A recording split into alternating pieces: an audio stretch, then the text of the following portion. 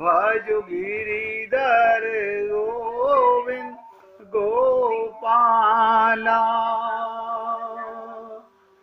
भजो गिरिधर गोविंद गोपाला। भजो मुरली मनोहर नंद लाला। भजो मुरली मनोहर नंद लाला। भजो गिरिधर गोविंद गोपाला। भजो गिरिधर गोविंद गोपाला। भजो मुरली मनोहर नंद लाला। भजो मुरली मनोहर नंद लाला। भजो गिरिधर गोविंद गोपाला। भजो गिरिधर गोविंद गोपाला। बोलिए वृंदावन बिहारी लाल की जय जय श्री राधे। जय जय श्री राधे। सभी भक्तों से निवेदन, बहुत एकाग्रचित होकर सत्संग के प्रत्येक शब्द को पूरी एकाग्रता के साथ हृदयंगम करने का पूरा प्रयत्न कीजिएगा, क्योंकि इस समय मुझे जो नज़र आ रहा है अब 10-15 दिन की ही चर्चा रह गई है उद्धव ब्रज गमन की। ये आखिरी मौका है।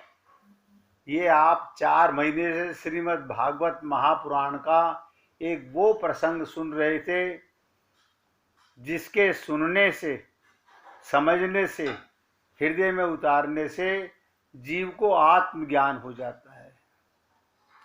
आपको और हमको आत्मज्ञान हुआ कि नहीं हुआ, ये आप अपने हृदय में स्वयं पूछ सकते हैं। तो मैंने आपसे निवेदन किया था, ये पहली बात, आत्मा कैसा है। हम सब जो ज्ञान हमें चाहिए वो इकट्ठा नहीं कर रहे। हम अपने मन में, अपनी बुद्धि में शब्दों का ज्ञान बटोर रहे हैं, जिससे हमको ऐसा लगता है कि शायद हमें भगवत प्राप्ति हो जाएगी। नहीं, जब तक आत्मा की अनुभूति नहीं होगी, जब तक आत्मा की अनुभूति नहीं होगी, परमात्मा की अनुभूति नहीं हो सकती। कितना भी प्रयत्न कीजिए, आपको वेद, शास्त्र, पुराण, गीता, भागवत, रामायण कितनी भी कंठस्थ याद हो जाए, ये तो आपके मन के अंदर न जाने कितनी हिस्ट्री, कितनी ज्योग्राफी, न जाने क्या क्या आपको ज्ञान है। असली ज्ञान हम ये देख ही नहीं रहे कि असली पाप कहाँ पर है, पाप का बाप कहाँ छुप के बैठा हुआ है। हम सब उसका इलाज कर रहे हैं, जिसके करने से कुछ नहीं होगा। हमारा मन अधिक पाप से युक्त है। एक एक शब्द पे ध्यान दीजिएगा। हम सबका मन अधिक पाप से युक्त है और संसार के धन में बहुत आसक्ति सदा से रही है, और है, रही नहीं है, है। जितना अधिक पाप जिसके अंतःकरण में होगा उतना ही तन मन धन, तीनों चीज नोट कर लीजिएगा। जितना अंतःकरण में पाप ज्यादा होगा उतना ही तन मन धन भगवान संबंधी काम में लगने में ब्रेक लगाएगा, वो रोकेगा, उधर मत जाओ, इधर आओ। माया महाठगनी हम जानी, माया ठग रही है। हम भगवान शंकर को बहुत मानते हैं, मानना चाहिए। भगवान शंकर की एक बात मानते हो? नहीं, बात मत कहो, हम बात किसी की नहीं मानते, बात मानते हैं अपने बिगड़े हुए मन की। यही अनंत जन्मों से खेला चल रहा है। भगवान शंकर कह रहे हैं, उमा कहूं मैं अनुभव अपना, सत हरि भजन जगत सब सपना। बताइए, भगवान शंकर कह रहे हैं जगत सब सपना, और हम उस सपने में पागल हुए पड़े हैं।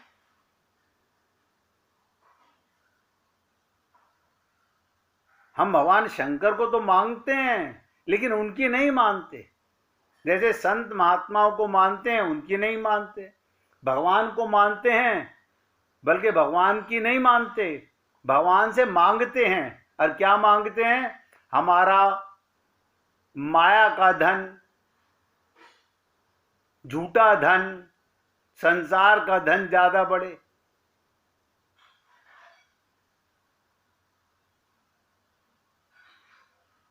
तो माया तो ब्रेक लगाएगी, भगवत प्राप्ति की तरफ नहीं जाने देगी। वो तो कहेगी इधर मत जाओ, इधर आओ, ये तुम्हारा माँ को दो, बेटे को दो, बेटी को दो, ये तुम्हारा है। भगवान, ध्यान दीजिएगा, भगवान के चक्कर में ना पड़ो, बस उनसे मांगते रहो।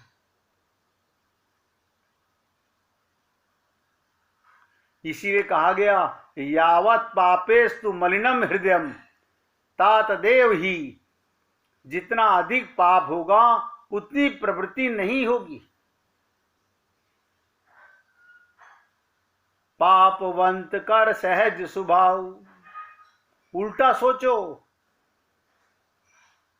केवल प्रवचन सुनने से, सत्संग सुनने से नहीं, भक्ति करके अंतःकरण को शुद्ध करना होता है।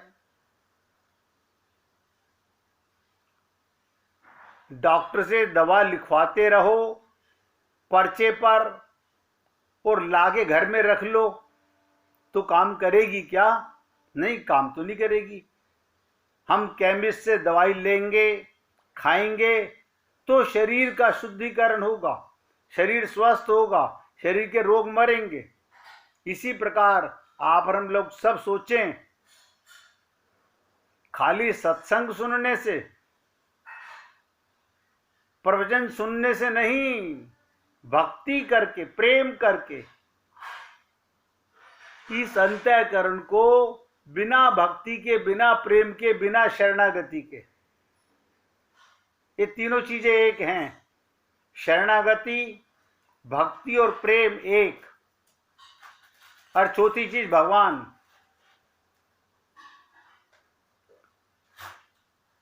अंतःकरण को शुद्ध करना होता है। अब हम भक्ति तो करते नहीं, प्रवचन सुनने से तो खाली ये निश्चय होता है, अगर बार बार चिंतन करें तो कि ये सही है, ये गलत है, यहां सुख है, यहां नहीं है, वो अपना है, ये नहीं है। ये 4 दिन का मेला है, ये 4 दिन का मेला है। एक बाप बन गया, एक माँ बन गई, एक बेटा बन गया, एक बेटी बन गई, फिर सब मरे अपने अपने कर्म के अनुसार। कोई गधा बन रहा है, कोई स्वर्ग जा रहा है, किसी से कोई मतलब नहीं।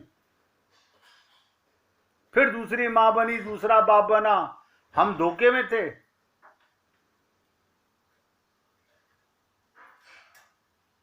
कितनी बार पशु माँ बाप बने, कितनी बार पक्षी माँ बाप बने, कहां गई वो पहले वाली मम्मी?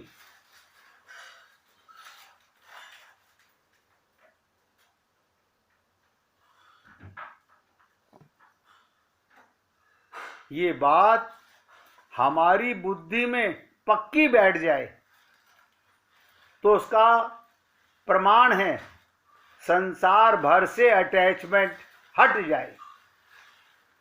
ये और विशेष बात बताने जा रहा हूं, आपको ये शरीर भी, सबको सबसे ज्यादा अपना शरीर प्यारा है, क्योंकि अपने को शरीर मानते हैं, शरीर प्यारा है। जिस दिन आत्मज्ञान होगा उस दिन परमात्मा प्यारा हो जाएगा, क्योंकि आत्मा का संबंध केवल परमात्मा से है, शरीर का संबंध संसार से है। अब देखिए, छोटी सी बात है, कोई मानने को तैयार नहीं। गीता में 700 श्लोकों में क्या भरा है? एक ही चीज लिखी है कि मेरी शरण में आओ। हम गीता के श्लोक कंठस्थ कर लें, अरे एक बात माने नहीं। अगर हम सबकी बुद्धि में ये बात पक्की बैठ जाए तो उसका प्रमाण क्या होगा? संसार भर से अटैचमेंट हट जाए। जैसे बाहर वालों को देखते हैं, ये जा रहा है, ये जा रही है, ये जा रहा है, ऐसे ही हमें ये शरीर के रिश्ते नातेदार जाते आते नजर आएंगे, लेकिन हमारा तो उल्टा हो जाता है। ये दूसरा आदमी है, ये हमारा आदमी है। जहां अपनापन हुआ, वो जब बिछुड़ते हैं तो रोना आता है।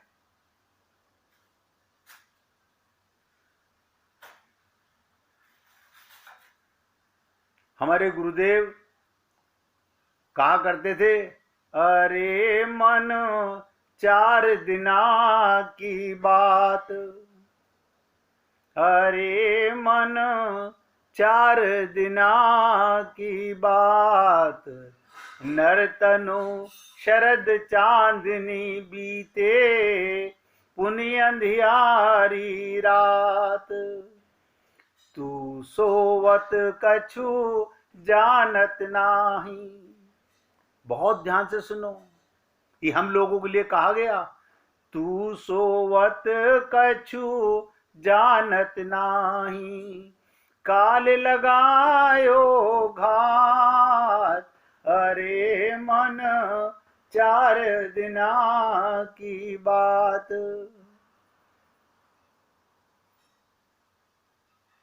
तजत न नींद यद्यपि विषयन के, छिन छिन जूते खात, अवसर चूकी फिरई 84।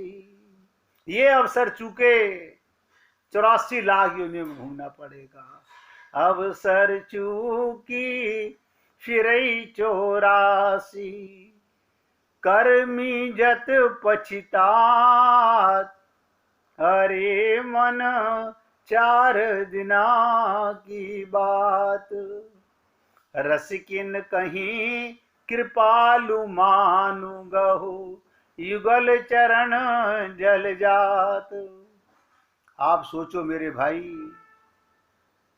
बिछड़े सभी बारी बारी, देखी जमाने की यारी, लेकिन हम नहीं समझ रहे। ना तो शंकर की मानते, ना राम की मानते, ना कृष्ण की मानते, ना वेद शास्त्रों की, पुराणों की, गीता भागवत रामायण की मानते। हम किसकी मानते हैं? अपने पापी मन की मानते हैं।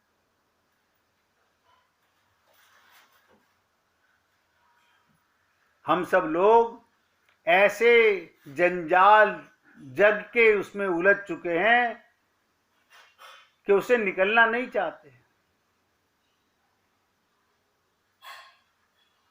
इसलिए कहा, अब देखो, पहली बात, आत्मा ज्ञान में शुद्ध हो। आत्मा कैसा? बोले आत्मा शुद्ध है।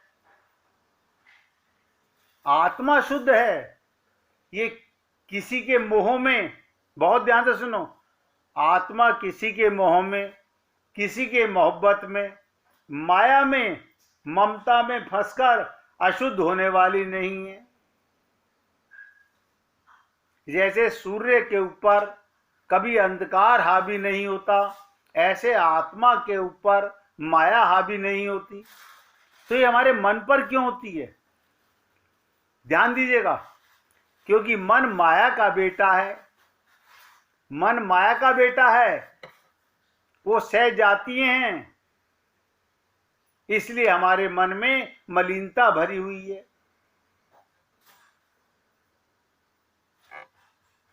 आत्मा किसी की अशुद्ध नहीं है। बहुत से लोग क्या कहते हैं, हम आत्मा का शुद्धिकरण कर रहे हैं। अरे बाबा, आत्मा का शुद्धिकरण नहीं करते, शुद्धिकरण करते हैं मन का। हमारा सबका बिगड़ा हुआ मन है। भगवान कहते हैं तुम्हारी आत्मा भी, हमारी आत्मा भी। बताओ, वेदों में कहा है द्वास पर्णा सखाया स्वेजा, यानी दोनों एक इस शरीर रूपी वृक्ष में एक डाली पर दो पक्षी बैठे हुए हैं। सयुजा, सखाया, सयुजा माने चिपके हुए हैं। सयुजा माने चिपके हुए हैं, और सखाया माने एक दूसरे के मित्र हैं। भगवान हमारा दुश्मन नहीं है, लेकिन हमने अपना संसार को मित्र माना हुआ है, माया को मित्र माना हुआ है।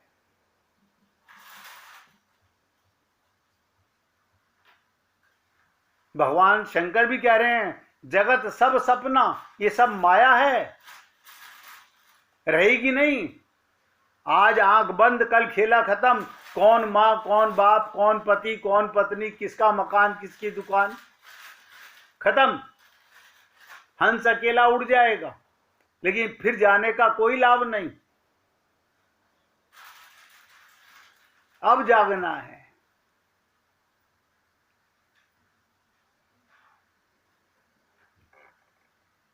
ये सत्वगुण, ये रजोगुण, ये तमोगुण, साथ कभी मिलता नहीं। ऐसा क्यों? वही आत्मा ना तो सत्गुणी होती है, आत्मा जनेऊ धारण नहीं करती, आत्मा मंदिरों में नहीं भटकती, आत्मा पूजा पाठ नहीं करती। अरे वो स्वयं ब्रह्म का अंश है, उसे क्या करने की जरूरत है? हमें आत्मज्ञान नहीं है। बस हम आत्मा तो हैं, लेकिन हमें आत्मज्ञान नहीं है। ऐसे होने का क्या लाभ?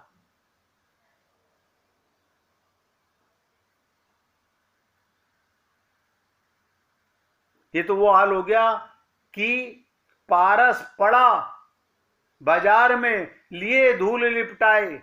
आत्मा शरीर में पड़ी है और माया का ओढ़ना ओढ़ करके घूम रही है। सबसे जुदा है आत्मा। ऐसा क्यों? चेतन स्वरूप है, शरीर जड़ स्वरूप है, शरीर मिट्टी का है, पंच महाभूत का है। आत्मा परमात्मा का चेतन अंश है, शरीर चेतन नहीं है। आपको यह भी नहीं पता चलता कि हमारा आत्मा के कारण यह शरीर चेतन नजर आता है। अगर आत्मा ना हो तो कोई नहीं बोलेगा, कोई नहीं चलेगा, कोई नहीं सुनेगा, कोई नहीं खाएगा पिएगा। तो ये तीनों सत्वगुण, रजोगुण और तमोगुण, इससे आत्मा का कोई लेन देन नहीं है। और दूसरा, ये सुषुप्ति, गहरी नींद में सोना, ये स्वप्न देखना, ये जागृत अवस्था। आप बताइएगा, आत्मा कभी सोती है? आत्मा नहीं सोती तो कौन सोता है? शरीर सोता है। शरीर का मन, माया का बेटा मन सपना देखता है, और ये शरीर जागता है, मन जागता है, बुद्धि जागती है, अपनापन जागता है। ये काया का खेला है, ये काया का खेला है। मुझे पता है इन बातों का कि आप लोग सुनते होगे, बड़ा ताज्जुब होता होगा, लेकिन ताज्जुब होने की बात नहीं है। एक बार जाग गए तो फिर तुमको कोई भ्रम में नहीं डाल सकता। ये माया की वृत्तियां आती जाती रहती हैं, और ये साक्षी स्वयं प्रकाश एक रस विद्यमान रहता है। आत्मा क्या है? साक्षी है। मैं जब आपसे निवेदन करता हूं कई बार, मन के साक्षी बनो, तो मन को कौन देखेगा? कभी सोचा आपने? मन को मन देखेगा?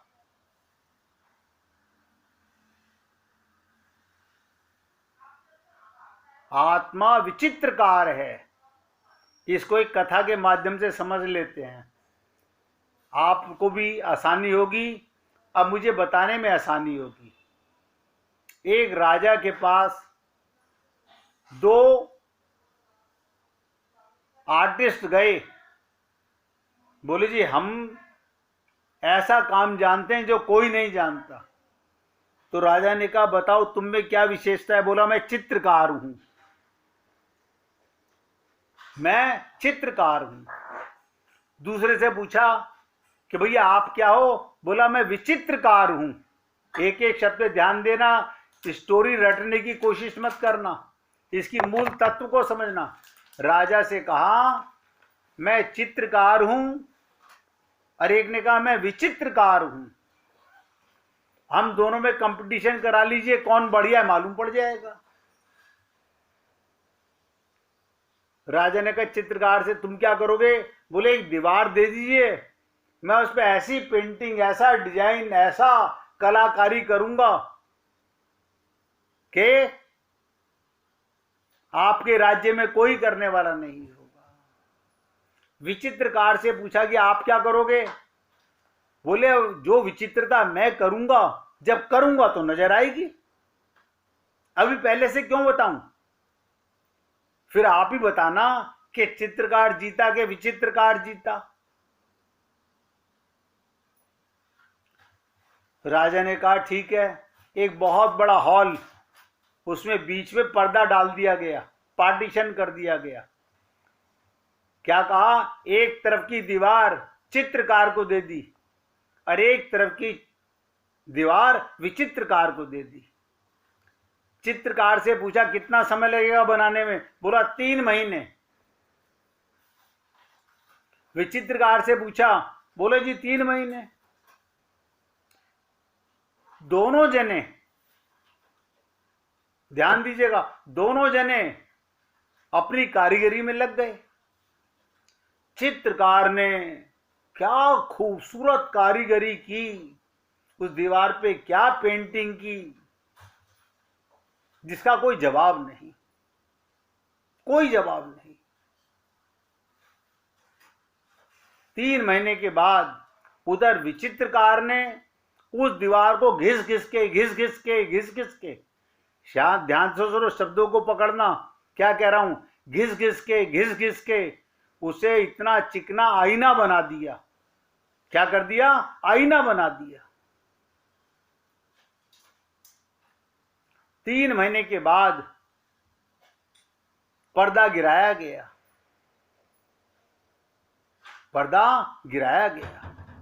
जैसे ही पर्दा गिराया गया तो जो चित्रकार ने बनाया था वो हूबहू 100% विचित्रकार की दीवार में नजर आने लगा। सब कुछ वैसे ही नजर आने लगा। राजा बड़ा हैरान, और चित्रकार सोच रहा है बनाया मैंने, नजर इसकी दीवार में आ रहा है।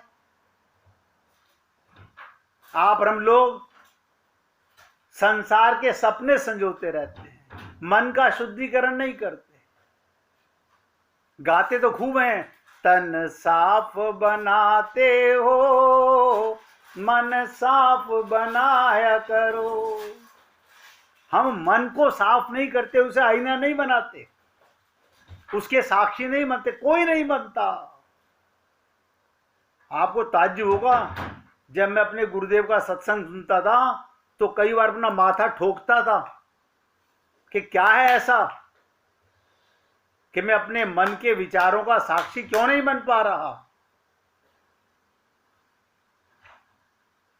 99% लोग तो ये नहीं समझते मन का साक्षी होता कौन है, क्योंकि अब आत्मा की चर्चा चल रही है इसलिए बता रहा हूं। आप अपने मन में आने वाले विचारों को कौन देखता है? आपको कि देखता तो है लेकिन ये नहीं पता कौन देखता है। मन में आई मलिनता, मन में आए अच्छे भाव, मन में आया संसार से प्रेम, मन में आया भगवान से प्रेम, इन दोनों को देख रहा है। और देखिए ध्यान से सुनिएगा अब जो बताने जा रहा हूं। चित्रकार आप और हम सब लोग हैं। चित्रकार आप और हम सब लोग हैं। क्या मतलब? ये मकान, ये कोठी, ये बंगले बना रहे हैं और विचित्रकार परमात्मा अंदर बैठा हुआ, उसका आईना एकदम शुद्ध है। वो खाली नोट कर रहा है कि संसार के जीव, मैंने मनुष्य शरीर दिया था मन शुद्ध करने के लिए, ये मन में मलिनता भरते जा रहे हैं। क्या कहूं मैं आप लोगों से?